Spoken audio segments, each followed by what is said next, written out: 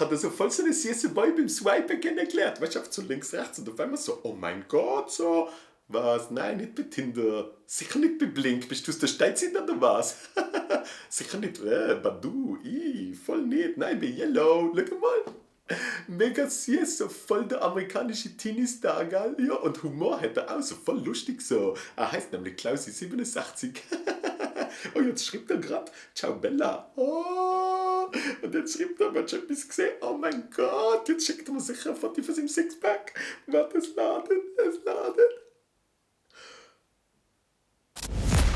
Jetzt gibt's Tinder für Teenager. Nein, das Ganze heißt nicht Kinder und auch nicht Tinder, sondern Yellow. Yellow übrigens nicht wie die Band, sondern wie die Farbe, obwohl ja Green besser passt hat. Von wegen Grün hinter den Ohren. Weil während Tinder ja eher so etwas wie eine Occasionsmarkt ist, sind bei Yellow alle neuwertig. Ältere sind natürlich entsetzt.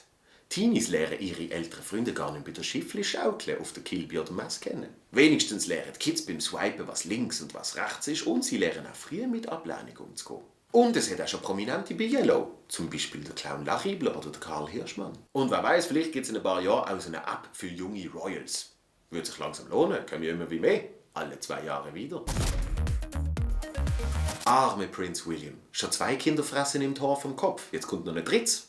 Bald muss er sich ein VW-Büsschen kaufen. Die Queen ist laut Pressemitteilung very delighted. Aber nicht nur sie, sondern auch die Wettbüros. Wenn sie ein Mädchen wird, stehen die Wetten nicht schlecht für Khaleesi Targaryen, Duchess of Cambridge. Gut stehen Chancen auch, dass sie bei einem Sohn ihn nach dem Roger Federer benennen. Also Wimbledon. Aber am wahrscheinlichsten ist natürlich, dass sie das Baby nach einem Familienmitglied benennen werden. Die Wetten stehen zum Beispiel hoch, dass das Baby Diana heißen wird, falls es ein Mädchen ist.